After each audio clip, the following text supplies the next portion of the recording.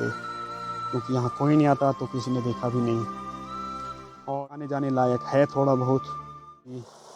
यहाँ पर एक झरने के रूप में बह रही है। सरसब्ज हुआ करते थे, लेकिन आज ये नदी खुद सूखने की कगार पर है। यही पवित्र पानी है, बहुत ही मीठा, जो ऊपर मैंने आपको अभी दिखाया था कि बहुत ही मीठा पानी। दोस्तों, मैं आपको अपने पीछे ये नदी दिखाने की कोशिश करता हूँ। दोस्तों, अब हम घर की तरफ वापस जा रहे हैं।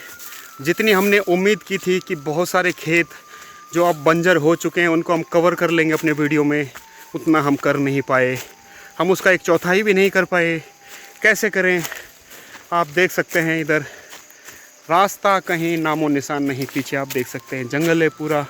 ये खेत हैं, ये जंगल अब बना है, ये आप देख सकते हैं।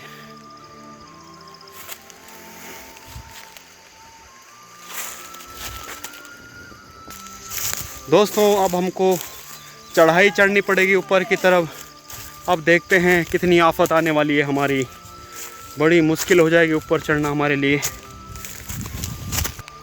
देखिए,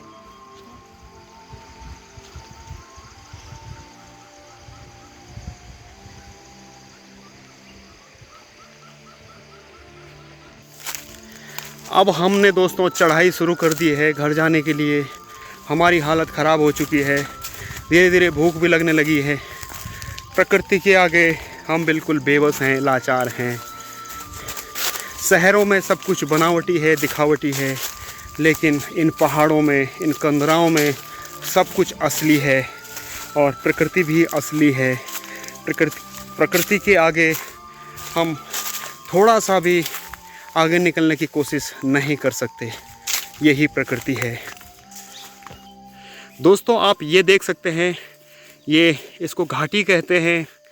इस घाटी से कभी बरसात के मौसम में, स्थानीय भाषा में छोया कहा जाता है कि बरसात में जब बहुत तेज़ ज़्यादा बरसात हो जाती है तो वहाँ से पहाड़ों से हर जगह से कहीं ना कहीं पे पानी की धार निकलने लगती है।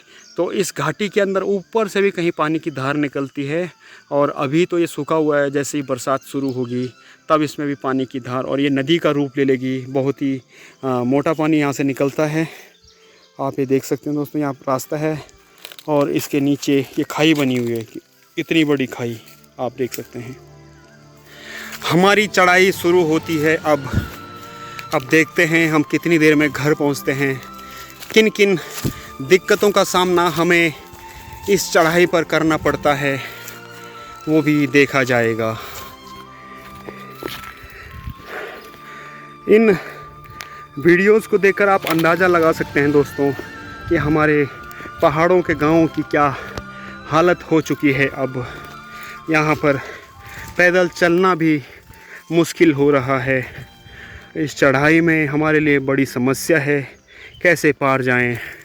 कभी यह खुला खुला रास्ता हुआ करता था, लेकिन आज कांटे ही कांटे इन रास्तों पर बिछे पड़े हैं। इन घाटियों में आज भी गूंजती है उनकी आवाज़ें, जिनके पसीने से कभी इन खेतों में धान की फसलें लहलाया करती थी। लेकिन आज न तो वो लोग हैं और ना ही वो खेत। उन लोगों में से कुछ लोगों ने गांव छोड़ दिया है और कुछ ने दुनिया। कुछ लोग इस दुनिया में नहीं रहे और कुछ पुराने लोग गांव छोड़कर शहरों की तरफ पलायन कर चुके हैं। ये जो स्थिति मैं आपको दिखाने की कोशिश कर रहा हूँ दोस्तों, ये सब पलायन की वजह से है। लोगों ने अपने घरों को छोड़ दिया है, गांव के गांव खाली हो चुके हैं। इसलिए यहाँ पर जीवन हर साल दुर्लभ होता जा रहा है।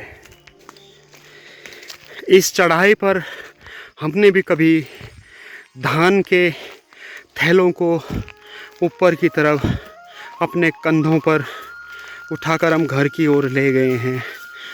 अपने हिसाब से हमारी उम्र उस टाइम छोटी थी, तो अपने हिसाब से हम 10 किलो या 15 किलो तक वज़न उठाकर इस चढ़ाई पर लेके जाते थे। और एक समय आज का है, पैदल चलना भी मुश्किल हो रहा है। ये चढ़ाई हमारी शुरू हो चुकी है। आप देख रहे हैं दोस्तों, ऊबड़ खाबड़ पथरीले रास्तों पर हम चढ़ाई चढ़ रहे हैं। तो दोस्तों फाइनली हमने एक हिस्से की चढ़ाई हमने पूरी कर ली है और अब ये आम का पेड़ है, यहाँ पर हमने आते समय आपको दिखाया नहीं था। ये आम का पेड़ काफ़ी घना है, आप देख सकते हैं इतना बड़ा प्राचीन आम का पेड़ है सर। ये बहुत बड़ा आम का पेड़, इसके नीचे घनी छांव होती है, लेकिन अब इसके आसपास कंटीली झाड़ियों का कब्जा है पूरा। किसी समय में यहाँ नीचे मखमली घास उगा करती थी, लेकिन आज कंटीली झाड़ियाँ हैं, बैठने लायक जगह। आगे चलकर देखते हैं आम के पेड़ के नीचे जगह है कि नहीं। ये डंगधर यहाँ पे इस स्थान का नाम है। आप देख सकते हैं दोस्तों, बहुत ही मुश्किल आना जाना, कोई शायद अब इन रास्तों से नहीं आता। यहाँ पर भी हमारे खेत हुआ करते थे कभी दोस्तों, लेकिन अब कंटीली झाड़ियों के अलावा यहाँ पर कुछ नहीं है। ये आप देख सकते हैं। हम लोगों ने इन्हीं पेड़ों के नीचे इन पेड़ों के आम खाकर अपना बचपन गुजारा है। बहुत सालों बाद आज मैं इस पेड़ के नीचे आया हूँ। इस पेड़ का तना आप देख रहे हैं कितना बड़ा है। ये बहुत ही बड़ा आम का पेड़ है दोस्तों।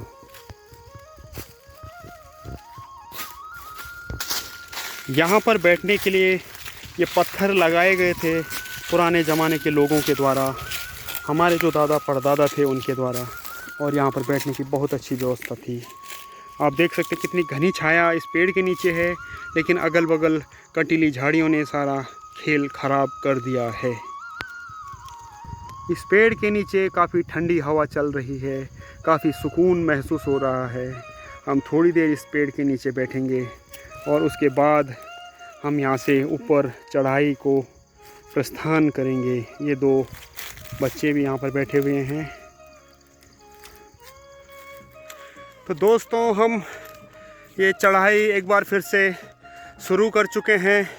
करीब 10-15 मिनट हम आम के पेड़ की घनी छाँव में बैठकर हमने ठंडी हवा ली, दिल को सुकून मिला, और फिर से इस कड़ी धूप में हम चढ़ाई करने के लिए निकल पड़े। अभी यहाँ से करीब 1 किलोमीटर ऊपर की चढ़ाई है। आप देख सकते हैं मेरे पीछे ये दोनों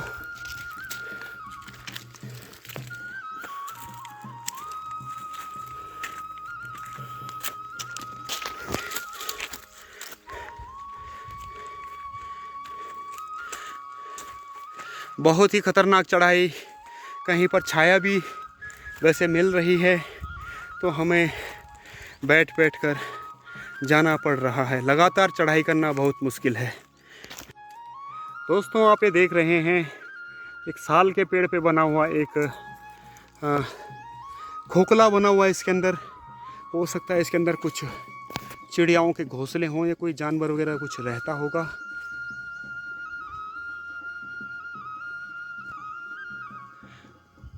हम इसके अंदर झांकने की कोशिश नहीं करेंगे। ये सामने पहाड़ी, पूरा भरपूर जंगल, सामने एक और पहाड़ी, और इन पहाड़ियों पे धूप की सफ़ेद चादर उड़ी हुई, और हवा भी मंद मंद बयार सी बहती हुई। सुकून मिल रहा है छाया में बैठकर, गर्मी नहीं लग रही। हाँ, चढ़ाई चढ़ते टाइम ज़रूर गर्मी लग रही है। अभी इस चढ़ाई को हमने पूरा चढ़ना है ऊपर की तरफ। थोड़ी देर छाया में बैठने के बाद एक बार फिर से हमने चढ़ाई शुरू कर दी है। यहाँ आपको दोस्तों ये मंदिर दिख रहा होगा, यहाँ पे शायद पूजा हो रही है। सामने एक गांव पड़ता है, क्योंकि हमें ढोल और दमाऊ की आवाज़ सुनाई दे रही है। शायद उनकी कोई पूजा होगी। ये सामने वाला दूसरा कोई गांव है। प्रकृति ही इन जंगलों की भयंकर आग को बुझा सकती है। इंसानों के बस की बात नहीं इस आग को बुझाना। शायद बरसात हुई होगी, प्रकृति ने अपनी कृपा प्रकृति के ऊपर बरसाई, और इन जंगलों के दिलों में फिर से ठंडक पड़ी होगी। नहीं तो ये जंगल अभी कुछ दिन पहले धधक रहे थे, आग की बड़ी बड़ी लपटें उड़ती हुई देखी गई थी। दोस्तों, चढ़ाई पर चढ़ते समय हमारी सांस काफ़ी तेज़ फूल रही है, बहुत मुश्किल है चढ़ना। ये वही पेड़ है जो हमने अभी आपको जाते समय दिखाया था। इस पे पीले फूल खिले हुए हैं।